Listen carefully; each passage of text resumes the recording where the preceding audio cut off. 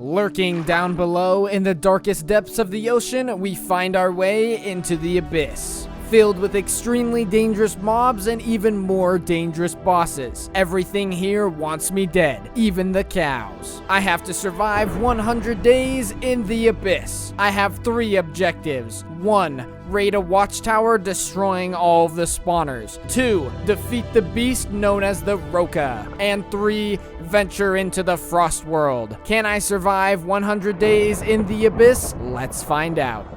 This video is sponsored by Pixelmon To Go, which is an amazing community-driven project that brings you into the world of Pokemon. They have many cool features such as VoiceChat Dancing Emotes Costumes, and daily events such as huge boss battles. Also entertainment shows where people can sing or perform. Here is what the textures and costumes look like in-game, and it's all in this amazing launcher. You can log in with your Mojang or Microsoft account. All you have to do is press play to start your adventure. Don't forget to use /WatersPuppy in-game to claim your free backpack. Get the link in the description to download for free. Day 1. I awoke in a strange world and immediately began to punch a tree. Multiple tree. I threw down a crafting table and made a wooden sword. This place looks highly dangerous. In order to get stone, I have to break these rocks. This glowing plant gives me some weird looking goo. Now with a few rocks broken, I made a stone pickaxe. Now let's grab some stone and make stone tools. I decide to climb up the nearby hill, and before reaching the top, I find some coal. Now I have a proper light source. Walking around a bit, I find Steven, and a very fast spider comes after me. Luckily, it kind of floats off and I get some good hits on it.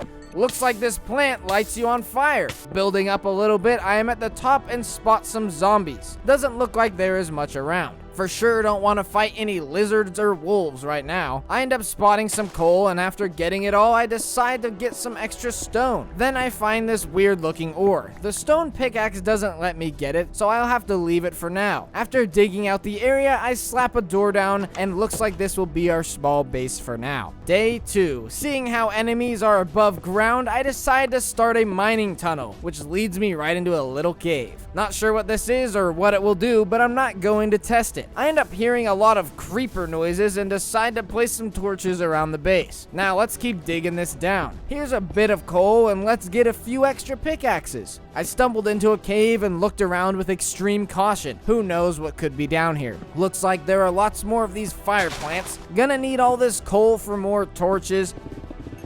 But here's what I'm really looking for: some iron. Running back to base, I make a furnace and start smelting. With 3 ingots smelted, I run outside to grab a few extra logs and craft up an iron pickaxe. Now time to see what these are. Guess not.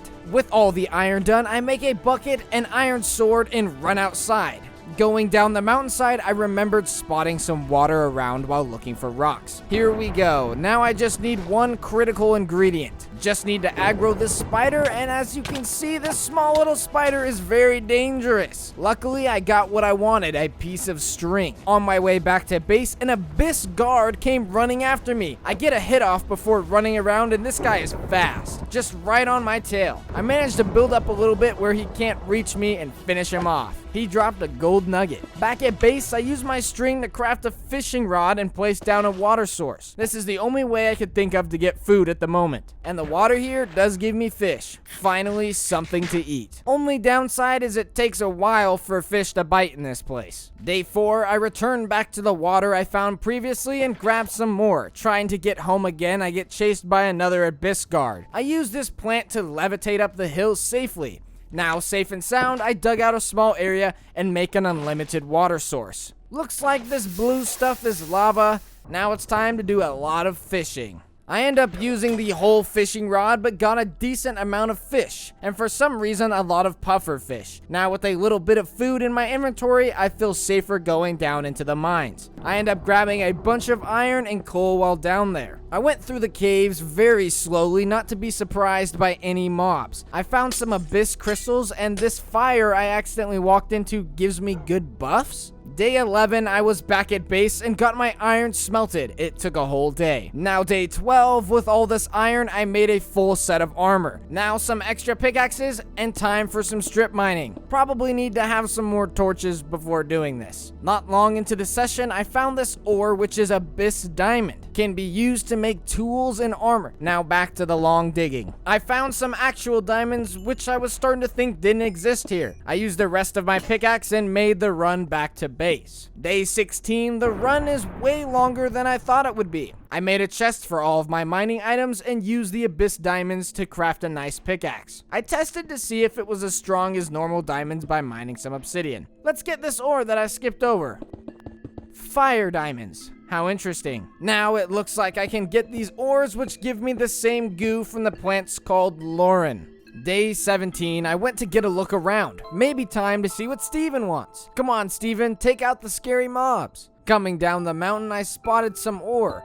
Frozen diamond, alright. Also, we got Muramus hanging out around here. Looks like there were 2 more frozen diamonds stashed away in this rock. Since Muramus isn't around any dangerous stuff, let's see what they want. 5 years looking for a crystal, an unknown gem? You want me to find it? You'll give me a valuable sword? That is very rare? I'm on the job, don't you worry. Looks like the spooky man is away. Hello, Steven. Oh, you want me to help Muramus first? Alrighty then, must be buddy-buddy good with old Muramus. Well, hello there. Let's use this fire to get some buffs. Well, that worked really well. Back at base, let's make some pickaxes. I think this should be enough. Down into the depths we go. Just gotta start digging. Some coal, don't mind if I do. My tunnel opened up into a room, and hey, some diamonds, a little bit of lapis, and what's this? Oh yeah, it's an unknown gem. Looking around in here, I barely spotted a chest. Inside there's some abyss diamonds and a book. Vision of Ender, no clue what that is. Here's another chest, another diamond, and an abyss melon. Haven't seen this stuff before. Abyss gravel. Hey, chest number 3. And chest number 4. Ultra Abyss Diamond? Guess I will roam around a bit more. I found some more Abyss Diamonds, Fire Diamonds, Unknown Gems, and a bit of Lauren. After giving a thorough check, I found some more unknown gems. Back at base, I placed down some chests and organized my loot a bit. Next, I grabbed a gem and headed out. Hey, some more frozen diamonds. I brought the gem to Muramus and claimed my gift. Super rare sword, it only does like 1 more damage than my iron sword. Oh, so now you want me to bring you a fire diamond? And I get a special item? Yeah, I doubt it. Whatever, 1 fire diamond, here you go. A totem of undying? I get to finally see my special resource pack in action? Now that's a special gift. Looks beautiful. Now that I'm done with Muramus, Steven has something he wants to say. Alright buddy, what do you want? He tells me a story about the gods of this land. Basically, one is nice and one is mean and one traps the other, so I need to fight the big bad one. Oh, and he wants me to bring him back a page like Slenderman. Next, I browse through the recipes and find a cool sword. Let's see if I can get some of these fire nugs. Google tells me these plants might give me some. Okay, maybe it's like a rare drop or something. Still didn't get any from these, and here's a wolf. My sword can summon lightning? What? Let's see what the man Lorenzo wants. Find a portal into the frost world. Alright, dude. Still no fire nug. And another Google search says I can find it from fire.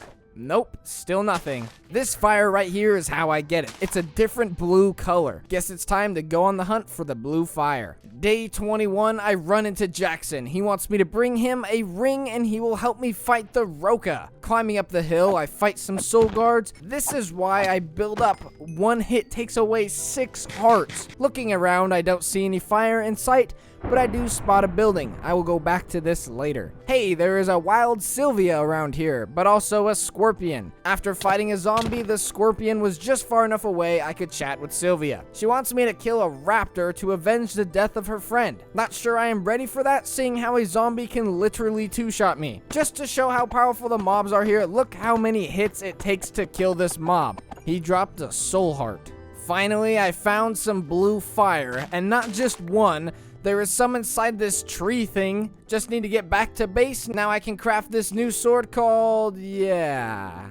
With some of the diamonds and gems, I use the new sword to make an even better sword, which also gives me a speed boost when in hand. The particles look pretty awesome. For the next while, I sit looking over the armor to find the best combination I can craft currently. I make a fire helmet, fire boots, and a diamond chest plate. With this setup, I have the armor bar almost full. Going outside, I test out my new sword and armor. A scorpion can't two-shot me, but still does quite a bit of damage. I find that I can craft a ring, which I need for that quest. Just need a little bit more Lauren. After grabbing a few of these plants, I should have enough. There we go, another ingot. And now I need some more Lauren for the gem. Here we go, one ring made, and it doesn't end up using the gem. Awesome. Now time to use my speed boosted sword to go find our guy. Here we go, and he gives me another ring that is supposed to light things on fire. Let's test it out. And well, it has limited uses and didn't light anything on fire. After fighting a wolf, I came close to death, and getting back to base, I have this guy outside. I thought I could take him out fast with my fancy sword and armor, but these guys do a lot of damage. I got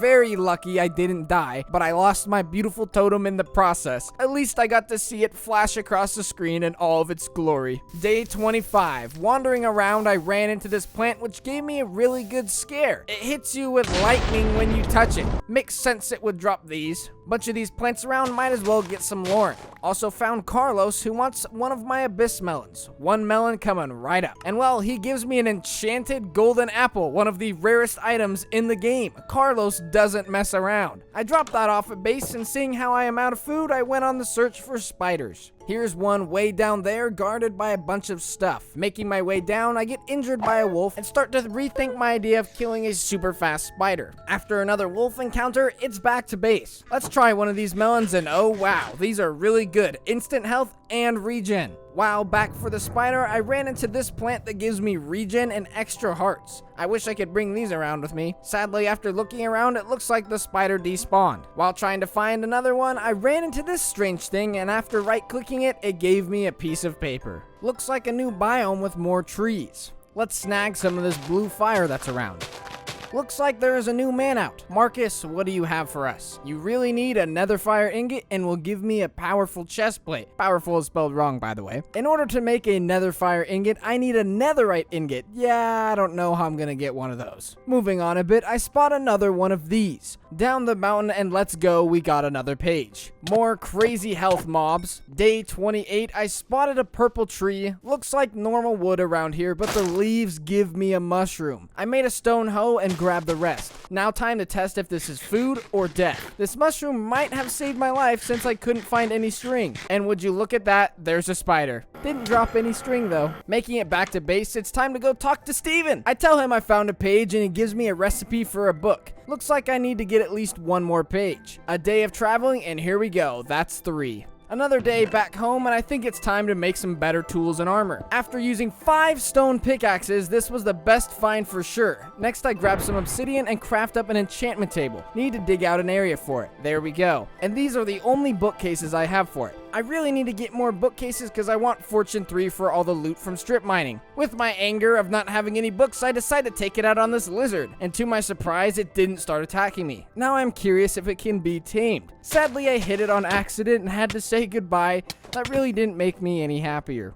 Back home, I dug out an area for a farm, hoping I could put the mushrooms on the stone. Also tried dirt. I can't even hoe the dirt either. Day 36, I made the journey to the tower I saw earlier. Time to see what's inside. Might as well grab these mushroom things. Coming down, there was a bell that didn't do anything. Might as well take a few free lanterns though. Looking around, it doesn't seem like there's a chest up here, and the floor below, there is a spawner. Let's get rid of that. The next floor below has a scorpion spawner. Man, I hate those things. I end up finding out that this tree gives mushrooms too, and after grabbing a bunch of those, there are a bunch of scary looking dudes outside. The very bottom floor ends up being empty, but somehow I was able to get a singular wheat seed. This was totally worth going through the whole tower. Looking outside, there's a man, and oh man, he's gone. I hear him teleporting around, which scares me a lot, then suddenly it just stops.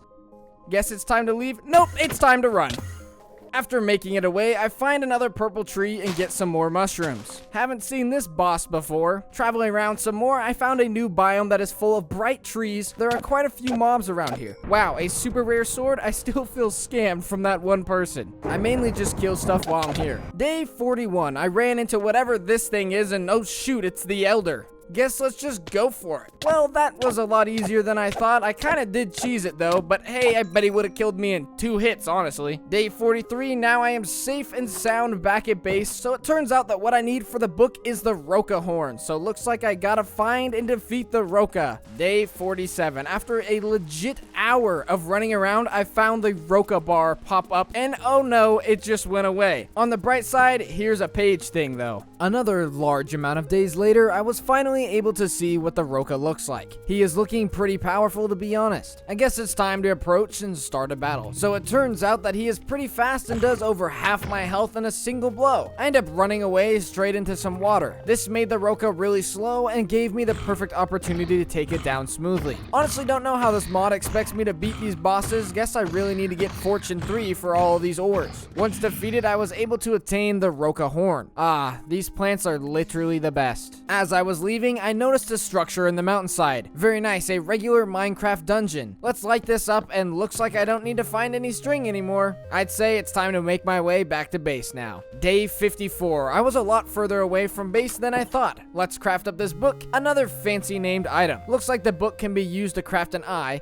While trying to open the book, I get some messages popping up. Looking at them, it hints me at the crafting recipe I just looked at with JEI. Let's see what Steven says about the book, and he has nothing to say. I climbed back up the hill where my base was and saw something blinking when I was at the top. Turns out it was another page thing, right by my base. What are the chances? I remember that Lorenzo had said something about a frost world. Looks like I can find a portal in the caves. Definitely gonna need some more of these if I'm gonna be running around in the caves. Time to run around and look for a cave entrance. Yeah, not having too much luck out here, and thinking of it, I've never seen a cave entrance on the surface. Well, that was a whole lot of wasted time. Looks like I will explore the caves I found while strip mining. And here is the first cave I want to look into. Also my first creeper encounter. Gonna make sure to grab some ores while around here. Also found my first ravine. Coming to the other side, I spotted some more tunnels. This one is a dead end. Did find some nice ores though. I ran along this large cave system until I completely ran out of food. Luckily for me, I was able to get into my strip mining cave before my hunger was too low. Day 64, I ate my mushrooms at base and went out to find another tree. Gonna need a lot more than 20 mushrooms for another cave system. I would say a solid stack and the little extra I have should be enough. It's time to run around in the caves like a maniac again. After a solid 2 days, this plant caught my attention. I ran past it probably multiple times, but it ended up leading into another section of the cave. After running through the tunnel, it brought me into a ravine. Down in the ravine, I spotted it. Snow. This has to be the portal into the Frost World. While reading about the mod pack online, I read that the key to the portal is hidden somewhere under the snow. After clearing out almost all of the snow, I found a chest. Inside, the key of ice. This stone around the portal is dark stone, which I have seen in a few crafting recipes. I grabbed some and end up finding some hidden gems and diamonds under the stone. I don't think I could have gotten any luckier there. Well, time to light this up and get in there. Coming into the Frost World, I see some enemies and notice that the area looks just like the world I was in before. These skeleton dudes aren't very tough. Let's take these other guys down. And well, it turns out they are very strong. I run back into the portal, and before even realizing it, I am in the overworld. Day 68. I ate all my mushrooms, now time to return back to the Frost World. Apparently smoke can attack you here. Hey, that zombie has something in his hand. Turns out to be a night shard, which is used to make bricked night ingots, which can then be used to make night ingots, which is then used to make night tools. 19 damage sword. Wow, that's pretty powerful. Guess I need to fight a bunch of these knights if I want to get a night sword. Weird, this guy isn't coming after me. After hitting him, he sure does. Gonna make a pillar to fight this guy. He dropped a bricked knight sword. Moving on, I use the high ground to fight more enemies. Really don't want to be hit with a 14 or 19 damage sword. Seeing how this place is called the Frost World, I don't see any frost. Let's start making my way up. Looks like I have reached the surface. Wow, this place looks pretty amazing. Still pretty dark and gloomy though. I get chased by a knight and use a snowball to get him. Attacking him made a smoke thing come after me, but I managed to get onto a pillar and defeat him. I decide if I want to get my shards, my best bet is to run around and have a few chase after me. Then I pillar up and swing my sword till they are all gone. I get another sword and combine the two to give it more durability. durability. Next, I came up with a pretty smart idea. Get up on something and then use snowballs to attract in the bad guys. I used this strategy to get more night shards. After fighting quite a few and being very cautious, I found this pink stuff. Looks like it drops something that could be useful. Node shards and node crystals, which can be used to make the ring of speed. With that and the sword, I could probably be really fast. Some more fighting fun, I find these plants drop Ikora nuggets, which are used to make the Ikora stones needed for the night tools. Gonna need a few of these. After some exploring, I found these bones that give me Titan bones. Looks like these are used to make all sorts of items in this mod. Day 71. I got a lot more of those bones that were around. While fighting some enemies, my armor took a beating. I think it's time to return back to base. Back in the caves, I had to fight off some more of these guys. Let's get out of here. On the other side of the portal, there were some mobs to take out. Let's get back to the abyss. It's so weird it brings me to the overworld. On my way out, it wouldn't hurt to grab some sugarcane and a little dirt for crops. Time to get back into the fun. When I first loaded in here, I didn't ever think I would be glad to be back here. Running back to base, I hit one of the levitation plants, and at first I float up like normal, but then I just keep going and going. So now with some quick thinking, I made my way into this tree to catch me. Maybe this bad luck effect has it all messed up. I built myself a little protection and left my character AFK for about 2 days. Day 73. Yeah, this has to be bugged. One moment, please. Alright, did some technical stuff and got the game back to normal. Back in base, I used my newfound dirt and sugarcane to build myself a little farm area. Here we go, the one and only legendary seed in this whole place. With my inventory all cleaned out, it looks like I need to go find some food. After a good day of traveling and almost starving, I got myself a good mushroom tree to harvest. Back at base, it looks like my little friend has grown a little bit. And just remembered, we gotta go talk to Lorenzo. I found the Frost World and he gives me a ring of invisibility. Let's test this thing out. It really looks like he knows exactly where I am at all times. Does look funny seeing some floating armor. Back at base, it looks like my beloved wheat has finally grown up. That's 3 more seeds down in the dirt. Also got some new sugar cane. Glad this is actually growing. Real fast, let's give this night shard to Lorenzo, and he gives me a regen ring. That could come in handy. Getting back to base, I think this place is in desperate need of an upgrade. Let's get to work.